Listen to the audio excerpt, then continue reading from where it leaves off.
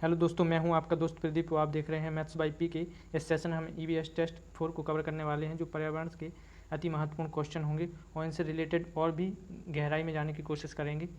चलते हैं question number first की ओर। क्वेश्चन नंबर फर्स्ट है, ब्राज़ील में की जाने वाली स्थानांतरित कृषि को क्या कहते हैं। स्थानांतरित कृषि पूछा गया है दोस्तों आपसे, तो मिल्पा, बी रोबा, सी लडांग, डी तामराई। तो यहाँ पे करेक्ट आंसर क्या होगा दोस्तों, रोका। ब्राज़ील में की जाने वाली स्थानांतरित कृषि को रोका के नाम से जानते हैं। ओके दोस्तों, अब मैक्सिको की बात आएगी,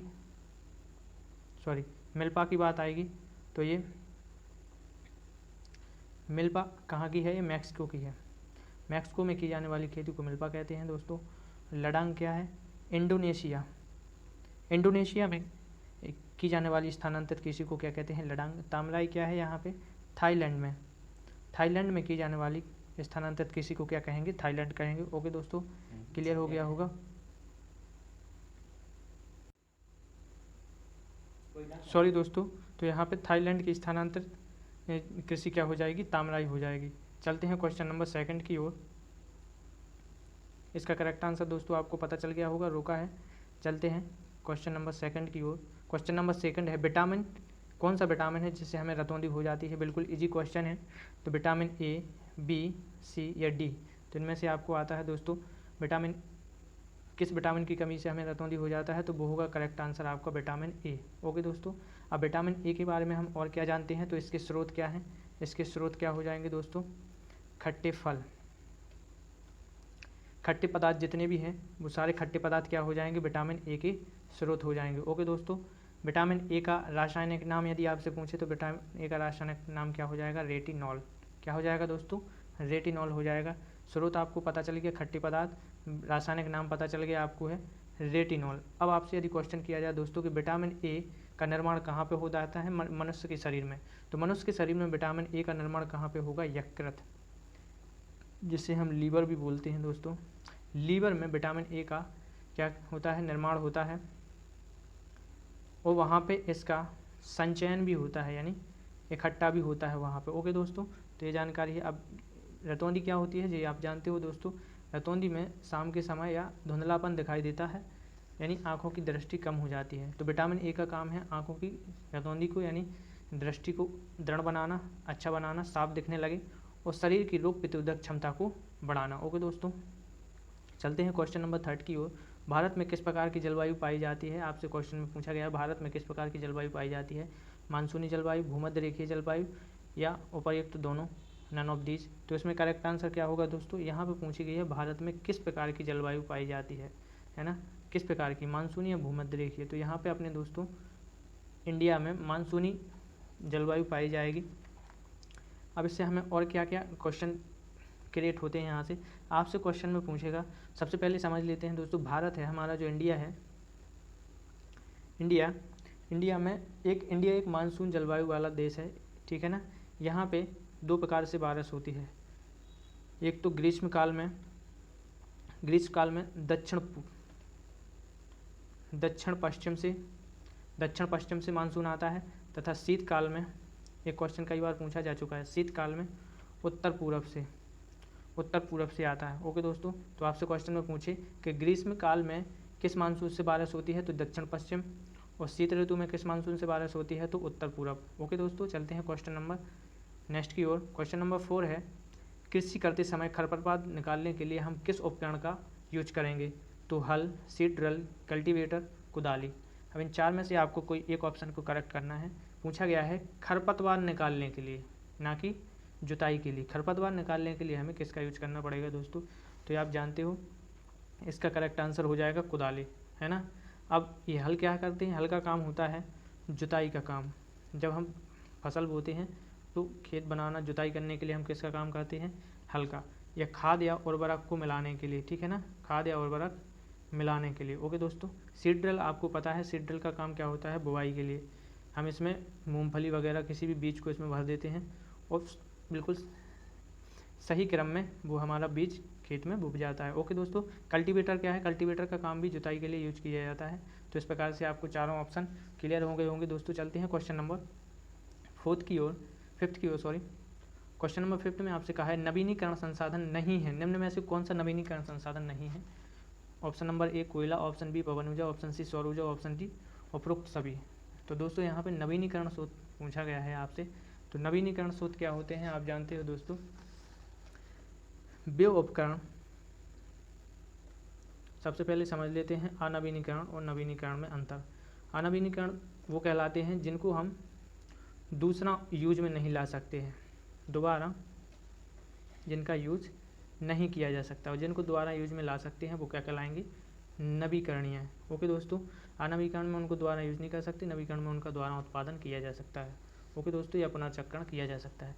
तो यहाँ पे वो कौन सा पदार्थ है जिसका हम, कौन सा संसाधन है जिसका हम नवीनीकरण नहीं कर सकते हैं? तो ऑप्शन नंबर यहाँ पे करेक्ट हो जाएगा दोस्तों, ये कोयला, क्योंकि कोयला एक बार जल जाने के बाद दूसरा हम उसका यूज नहीं कर सकते हैं। पवन ऊर्जा, इसका हम पुनर्निर्माण कर सकते हैं। सौर ऊर्जा, ओके दोस्तों, ये चक्रण कर सकते हैं इसका। और यहाँ पे आपसे पूछा गया है नहीं, तो संसाधन नहीं है कौन? ओके दोस्तों, ये तो यहाँ पे कौन सा हो जाएगा? कोयला। ओके दोस्तों, नेक्स्ट अब इसमें हम और क्या समझते हैं, नवीनीकरण स्रोत और कौन कौन से हो जाएंगे। तो सबसे पहले समझें अनवीनीकरण स्रोत। अनवीनीकरण स्रोत जैसे कोयला हो गया, आपको गिवन है दोस्तों, पेट्रोल हो गया, डीजल हो गया, कोयला पेट्रोल डीजल हो गया, जीवाश्म ईंधन, कई बार पूछा जाने वाला क्वेश्चन, जीवाश्म ईंधन आपसे क्वेश्चन में पूछ लेंगे जीवाश्म ईंधन क्या है, अनवीनीकरण स्रोत है या नवीनीकरण स्रोत? तो क्या हो जाएगा? अनवीनीकरण स्रोत, जिनको हम रिसाइकिल नहीं कर सकते हैं। ओके दोस्तों, और कौन कौन से हैं? जैविक जाति, जैविक जाति जितनी भी जैविक जाति के जीव जंतु हैं। ओके, तापीय विद्युत, यानी जो हमारे ताप विद्युत घरों में जो ऊर्जा बन रही है, बिजली बन रही है, वो अनवीनीकरण स्रोत है। ओके दोस्तों, क्लियर है? कोयला, पेट्रोल, डीजल, जीवाश्म ईंधन, जैविक जाति, तापीय ईंधन। ओके, और खनिज भी हो जाएगा, परमाणु ऊर्जा हो जाएगी। ओके दोस्तों, अब चलते हैं नवीकरणीय स्रोत। तो नवीकरणीय स्रोत कौन से हो जाएंगी? जो कभी समाप्त ना होने वाले हैं, जिनको कभी भी समाप्त नहीं होना है, या असमाप्त वाले। ओके दोस्तों, जिनको कभी भी समाप्त नहीं होना है, जैसे सौर ऊर्जा। सौर ऊर्जा, सूर्य से आने वाली ऊर्जा कभी समाप्त नहीं होगी, तो सौर ऊर्जा आपका नवीकरणीय संसाधन होगा। भूगर्भीय ऊर्जा यानी पृथ्वी के गर्भ से निकलने वाली ऊर्जा, पवन ऊर्जा दोस्तों। इसके बाद ज्वारीय ऊर्जा, समुद्र में आने वाले ज्वार भाटों से हम जो ऊर्जा को कन्वर्ट करते हैं बिजली के माध्यम से, उसको क्या कहेंगे दोस्तों? ज्वारीय ऊर्जा। तो ये क्लियर हो गया होगा दोस्तों। चलते हैं क्वेश्चन नंबर 6 की ओर। क्वेश्चन नंबर 6 है, किस राज्य को, कौन सा राज्य गन्ने का सबसे बड़ा उत्पादक है? UP, MP, Maharashtra, none of these. तो यहाँ पे सबसे बड़ा गन्ना उत्पादक राज्य पूछा गया है, तो ये हो जाएगा दोस्तों यूपी। सबसे बड़े गन्ने की यहाँ पे पूछी गई है, तो यूपी। यदि वो सबसे बड़ा, यदि आपसे कहता सबसे अधिक चीनी का पूछ लेता, सबसे अधिक चीनी का पूछ लेता, तो चीनी का क्या हो जाएगा दोस्तों? महाराष्ट्र। यानी सबसे ज़्यादा इंडिया में चीनी उत्पादन कहाँ पे किया जाता है? महाराष्ट्र। मध्य प्रदेश का पूछता तो क्या हो जाता है दोस्तों? सोयाबीन। इसलिए इसे मध्य प्रदेश को सोया स्टेट्स के नाम से भी जानते हैं। ओके दोस्तों, आपको क्लियर होंगे यूपी में सर्वाधिक क्या होता है? गन्ने का उत्पादन, महाराष्ट्र में चीनी का उत्पादन पूरे इंडिया में, और एमपी में किसका होता है? सोयाबीन का। चलते हैं क्वेश्चन नंबर 7 की ओर। क्वेश्चन नंबर 7 है, वायुमंडल की कौन सी परत है जो हमें सूर्य से आने वाली पराबैंगनी किरणों से बचाती है? तो वायुमंडल में कौन कौन सी वो परत है हमें फाइंड करना है, तो ये हो जाएगी समताप, क्षोभ, मध्य या आयन मंडल। अभी दोस्तों थोड़ा हमें समझने वाली बात है, समताप मंडल की यदि हम बात करें तो समताप मंडल में हमारी क्या रहती है? ओजोन लेयर रहती है। तो ओजोन परत क्या करती है? सूर्य से आने वाली हानिकारक अल्ट्रावायलेट किरणों को, यानी पराबैंगनी किरणों को हमें पृथ्वी पर आने से क्या करती है? रोकती है, जिससे त्वचा कैंसर, आँखों में जलन, चिड़चिड़ापन और गर्मी में जो सूर्य से आने वाली हानिकारक किरणें हैं उनको डायरेक्ट पृथ्वी पे आने से रोका जा सकता है। ओके दोस्तों, तो ये कौन सी परत हो जाएगी? समताप मंडल। इसमें ही ओजोन परत रहती है। ओके दोस्तों, तो चलते हैं इसको और डिटेल में समझने की कोशिश करते हैं ज़रा। यह है आपकी प्यारी अर्थ। इससे सबसे पहला मंडल कौन सा हो जाएगा दोस्तों? ये क्षोभ मंडल है। क्षोभ मंडल में सारी बादल संबंधी घटनाएं घटती हैं, मौसम संबंधी घटनाएं कहाँ पे घटती हैं? क्षोभ मंडल में।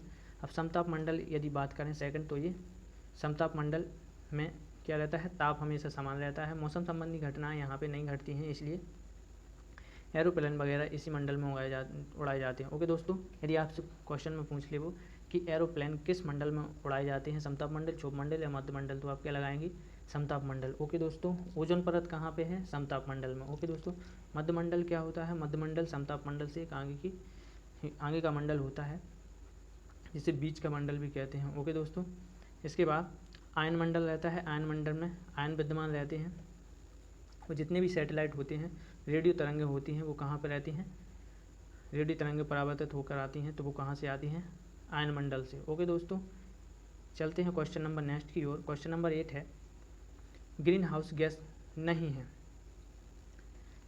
निम्नलिखित में से कौन सी गैस को ग्रीन हाउस गैस नहीं कहा जाता है। ग्रीन हाउस गैस क्या होती हैं दोस्तों, तो वे गैस जो हमारी पृथ्वी पर ताप को बढ़ाती हैं, लगातार ताप को ग्लोबल वार्मिंग करती हैं, ताप को इंक्रीज करती हैं, तो वो क्या कहलाएंगी, ग्रीन हाउस गैस, जो ताप को क्या करें, बढ़ाएं। तो यहाँ पे CO2 आपका ताप को बढ़ाती है, मीथेन CH4 ये भी आपको ताप को बढ़ाती है, नाइट्रस ऑक्साइड, और यहाँ पे O2, तो O2 ताप को इंक्रीज नहीं करती है, बाकी चारों करती है। तो यहाँ पे कहा गया है ग्रीन हाउस गैस नहीं है, यहाँ पे नहीं कहा गया है दोस्तों, तो ये क्या हो जाएगा, करेक्ट आंसर O2 आपका, ऑक्सीजन। ओके दोस्तों, थोड़ा और समझते हैं ग्रीन हाउस गैसेस कौन कौन सी होती हैं। तो ग्रीन हाउस गैसेस में दोस्तों क्या क्या हो जाएंगी, कार्बन डाइऑक्साइड सबसे ज़्यादा मात्रा में क्या करती है, ग्रीन हाउस इफेक्ट डालती है, ग्रीन हाउस इफेक्ट पहुंचाती है, इसलिए green house gases carbon dioxide सबसे ज़्यादा मात्रा में ताप उत्पन्न करती है। इसके बाद CH4 हो जाएगा, फिर हाइड्रोजन होती है, और इसी के लेवल में होती है नाइट्रस ऑक्साइड। ओके दोस्तों, नाइट्रस ऑक्साइड, और भी अदर गैसेस होती हैं, जैसे ओजोन गैस हो गई, ये भी आपकी एक वेरी इंपॉर्टेंट क्वेश्चन है, पूछ लेते हैं दोस्तों कि O3 ओजोन, ये ओजोन का फॉर्मूला है, ओजोन गैस का फॉर्मूला क्या होता है, ओजोन का O3। अब O3 क्या है, ग्रीन हाउस गैस है दोस्तों। इसके अलावा वाष्प हो गई, भाप हो गई, है ना, क्लाउड हो गई, डस्ट हो गई, और लैंड रिफ्लेक्टिविटी चेंजेज हो गए, जो पृथ्वी से परावर्तित होकर जो किरणें आती हैं, वो भी हमारी ग्लोबल वार्मिंग को, एटमॉस्फेयर को क्या करती हैं, गर्म करती हैं। ओके दोस्तों, इसके बाद मानव द्वारा फैलाए जाने वाला, गाड़ियों से निकलने वाला, कारखानों से निकलने वाला धुआं। ओके दोस्तों, ये भी सबसे ज़्यादा ग्रीन हाउस पे इफेक्ट डालता है। चलते हैं क्वेश्चन नंबर नेक्स्ट की ओर। भारत का प्रथम अंतरिक्ष यात्री कौन थे, तो भारत के प्रथम अंतरिक्ष यात्री Yuri Gagarin, Neil Armstrong, squadron leader Rakesh Sharma, none of this. तो इसका करेक्ट आंसर हो जाएगा दोस्तों राकेश शर्मा। राकेश शर्मा हमारे ऐसे प्रथम भारतीय अंतरिक्ष यात्री थे। ओके दोस्तों, अब इनके बारे में हम थोड़ा और जान लेते हैं, राकेश शर्मा के बारे में। ये विश्व के, ये भारत के पहले, इंडिया के पहले व वर्ल्ड के 138वें अंतरिक्ष यात्री थे। इनका जन्म कहाँ पे हुआ था दोस्तों, तो 13 जनवरी 1949 को, 13 जनवरी 1949 को पंजाब के कहाँ पे हुआ था दोस्तों, पंजाब के पटियाला, पंजाब के पटियाला में हुआ था दोस्तों। ओके दोस्तों, तो आपको ध्यान रखना है राकेश शर्मा के बारे में, ये भारत के पहले तथा वर्ल्ड के 138वें अंतरिक्ष यात्री थे। इनका जन्म कहाँ हुआ, 13 जनवरी 1949 को हुआ, कहाँ पे हुआ, पंजाब के पटियाला में। ओके दोस्तों, क्वेश्चन नंबर लास्ट है 10, इसकी ओर चलते हैं।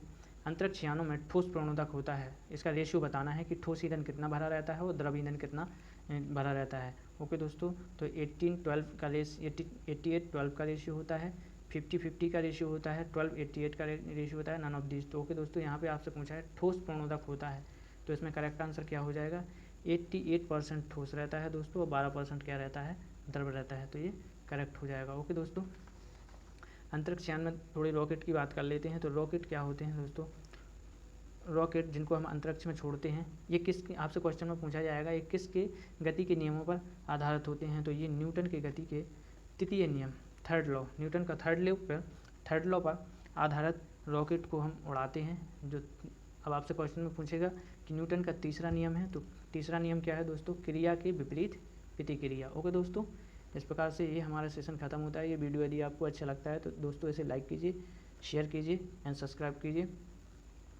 चलते हैं, मिलते हैं नए सेशन में दोस्तों। जय हिंद दोस्तों।